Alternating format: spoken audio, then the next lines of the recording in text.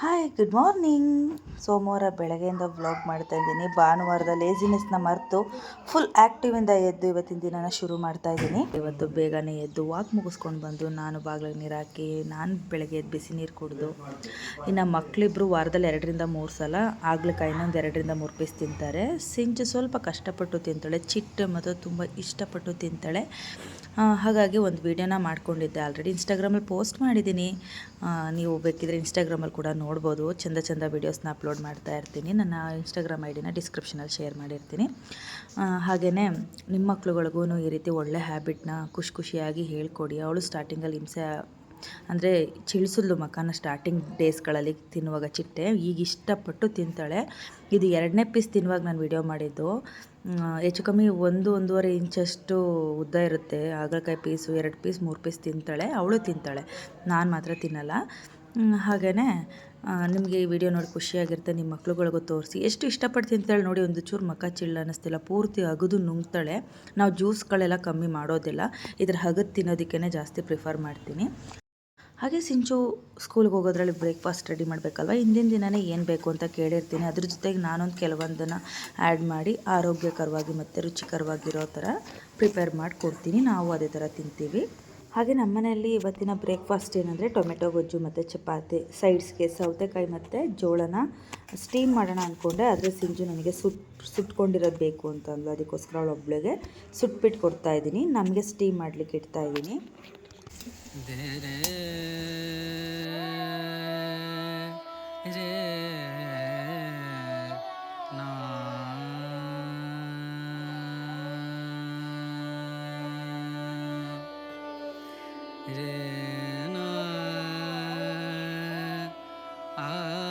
ನಾನು 2 ದಿನದ ಹಿಂದೆಯೇ ನೆನೆ ಹಾಕಿ ಕಡಲೆಕಾಳನ್ನು ಮೊಳಕೆ ಬರೋದಕ್ಕೆ ಇಟ್ಟಿದ್ದೀನಿ.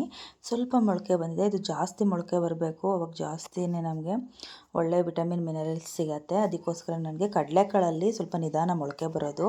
ಸೊ ಹಾಗಾಗಿ 2 ದಿನದ ಹಿಂದೆಯೇ ನೆನೆ ಹಾಕಿ ನಾನು ಮೊಳಕೆ ಬರೋದಕ್ಕೆ ಇಟ್ಟಿದ್ದೀನಿ. ಇನ್ನೂ ಬರಬೇಕು, ನಾಳೆಗೆ ಸರಿ ಹೋಗುತ್ತೆ. ಅದಕ್ಕೆ ನಾನು ಇವತ್ತು ಜೋಳ ಇತ್ತಲ್ವ ಮನೇಲಿ, ಅದನ್ನೇ ಪ್ರಿಪೇರ್ ಮಾಡಿದ್ದೀನಿ. ಇಲ್ಲಾಂದರೆ ಇವತ್ತು ಸಲಾಡ್ ಮಾಡ್ತಾಯಿದ್ದೆ ಇದರಿಂದನೇ. ಚಪಾತಿ ಮಾಡೋ ದಿನ ರಾತ್ರಿನೇ ಕಲಸಿಟ್ಟಿರ್ತೀನಿ, ಇಲ್ಲ ಬೆಳಗ್ಗೆ ಎದ್ದ ತಕ್ಷಣವೇ ಕಲಸಿಟ್ಬಿಡ್ತೀನಿ ಚಪಾತಿ ಹಿಟ್ಟನ್ನು. ಹಾಗೆ ನನಗೆ ತುಂಬ ಹೊತ್ತು ಒಲೆ ಮುಂದೆ ನಿಂತ್ಕೊಂಡು ಅಡುಗೆ ಮಾಡ್ಲಿಕ್ಕೆ ಇಷ್ಟ ಆಗಲ್ಲ. ಅದಕ್ಕೆ ನಾನು ಆದಷ್ಟು ಸಿಂಪಲ್ ಆಗೇ ಪ್ಲ್ಯಾನ್ ಮಾಡಿಬಿಡ್ತೀನಿ. ಅದರಲ್ಲೇ ಆರೋಗ್ಯಕರವಾಗಿರಬೇಕು. ಆಮೇಲೆ ಮನೇಲಿ ಏನಿರುತ್ತೋ ಅದರಲ್ಲೇ ನಾನು ಆರೋಗ್ಯವಾಗಿ ಮಾಡ್ಕೊಂಡು ತಿನ್ನಲಿಕ್ಕೆ ಟ್ರೈ ಮಾಡ್ತೀನಿ ಆದಷ್ಟು. ಆಮೇಲೆ ನಾನು ಜೋಳನ ಜಾಸ್ತಿ ಬಳಸ್ತೀನಿ, ತುಂಬ ಕಮ್ಮಿ ರೇಟ್ಗೆ ಸಿಗುತ್ತೆ. ಹಾಗೆ ಈ ಜೋಳ ಅಮೆರಿಕನ್ ಕಾರ್ನ್ ಅದರಿಂದ ಬೇಗ 10 ನಿಮಿಷಕ್ಕೆ ಬೇಯಿಸ್ಬಿಡ್ಬೋದು. ಹಾಗೆ ನಮ್ಮೂರಲ್ಲಿ ಬೆಳಿತೀವಲ್ವ ಹಲ್ ಜೋಳ, ಸ್ವಲ್ಪ ಗಟ್ಟಿ ಇರುತ್ತೆ. ಅದು ಒಂದು 7-8 ವಿಷಲ್ ಹೊಡ್ಸಿದ್ರೂ ಮೆತ್ತಗಾಗೋದಿಲ್ಲ. ನನಗೆ ಆ ಜೋಳಕ್ಕಿಂತ ನನಗೆ ಈ ಜೋಳ ತುಂಬ ಇಷ್ಟ ಆಗುತ್ತೆ. ಬೇಗನೂ ಬೇಯುತ್ತೆ, ಸಾಫ್ಟಾಗಿರುತ್ತೆ. ಮಕ್ಕಳು ಕಮ್ಮಿ ರೇಟ್ ಇದ್ದಾಗ ನಾನು ತಂದು ಇಟ್ಕೊಂಡು ಬಿಡ್ತೀನಿ, ಒಂದು 3-4 ದಿನಕ್ಕೆ ಆಗೋ ಥರ. ಇಲ್ಲಾಂದರೆ ತರಕಾರಿ ಯಾವ್ದಾರ ಕಮ್ಮಿ ರೇಟ್ ಇರುತ್ತಲ್ಲ, ಜಾಸ್ತಿ ನಾರಿನಂಶ ಇರೋದನ್ನ ನೋಡಿಕೊಂಡು ಬೀನ್ಸು, ಹೀರೆಕಾಯಿ, ಬೆಂಡೆಕಾಯಿ, ಕ್ಯಾಪ್ಸಿಕಮ್ ಇಂಥವನ್ನ ಜಾಸ್ತಿ ನಾನು ಪ್ರಿಫರ್ ಮಾಡ್ತೀನಿ. ಕ್ಯಾರೆಟ್, ಬೀಟ್ರೂಟ್ ಆದಷ್ಟು ವಾರದಲ್ಲಿ ತರೋ ತರಕಾರಿನೇ ತರೋದಿಲ್ಲ, ರಿಪೀಟೆಡ್ ಮಾಡಲ್ಲ. ಒಂದು ವಾರ ಈ ಥರ ತರಕಾರಿ ತಂದರೆ ಒಂದು ವಾರ ಬೇರೆ ಥರ ತರ್ತೀನಿ. ಆ ರೀತಿ ಒಂದು ವಾರ ಹೀರೆಕಾಯಿ ತಂದರೆ ಇನ್ನೊಂದು ವಾರ ಹೀರೆಕಾಯಿ ತರಲ್ಲ. ಅದಕ್ಕೆ ಬದಲಾಗಿ ಬೀನ್ಸ್ ತಂದುಬಿಡ್ತೀನಿ. ಹಾಗೆಯೇ ಸಿಂಚು ಕೂಡ ನಾನು ಚಪಾತಿ ಒತ್ತಂಗೆ ಅವಳು ಸ್ವಲ್ಪ ಬೇಯಿಸಿ ಎಲ್ಲ ರೆಡಿ ಮಾಡ್ಕೊತಾ ಇದ್ದಾಳೆ.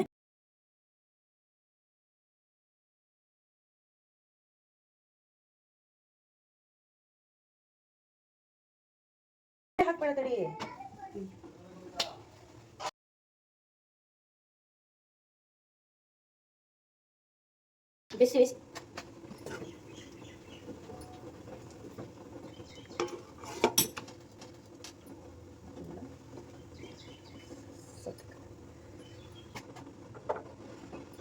Complete breakfast plate ಸಿಂಚುದು ಹೀಗಿರುತ್ತೆ.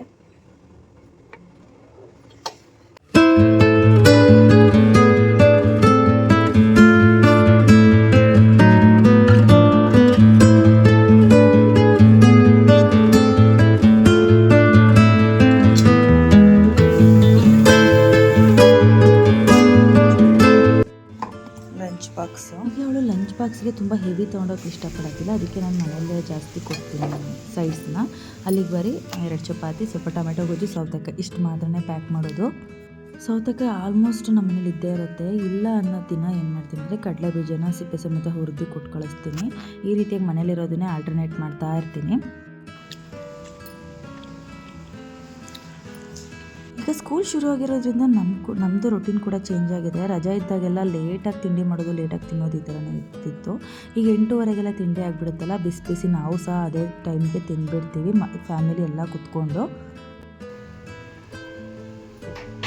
ನಾನು ಕೂಡ 8:30ಗೆಲ್ಲ ತಿಂಡಿ ಮುಗಿಸ್ಬಿಡ್ತೀನಿ. ಬಿಸಿ ಬಿಸಿ ಆರೋದಕ್ಕೆ ಬಿಡೋದಿಲ್ಲ ಒಟ್ಟು. ನನಗೆ ಬೇಯಿಸಿರೋ ಜೋಳ, ಸೌತೆಕಾಯಿ, ಟೊಮೆಟೊ ಗೊಜ್ಜು, 2 ಚಪಾತಿ, ತುಪ್ಪ.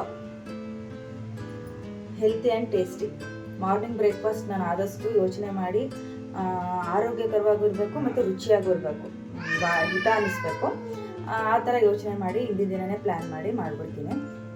ಹಿಂಗೆ ಸಕ್ಕತ್ತಾಗಿದೆ. ಇವತ್ತು ಟೊಮೆಟೊ ಗೊಜ್ಜು ಎಷ್ಟು ಚೆನ್ನಾಗಾಗಿದೆ ಗೊತ್ತಾ.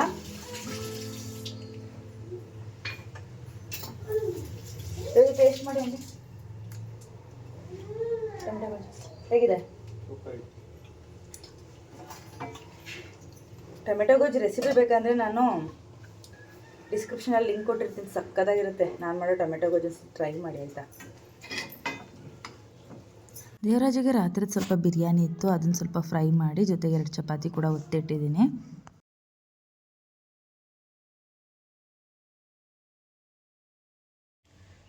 ನೋಡಿ ಹೀಗಿರುತ್ತೆ ನನ್ನ ಮಾರ್ನಿಂಗ್ ಬ್ರೇಕ್ಫಾಸ್ಟ್ ಕತೆ.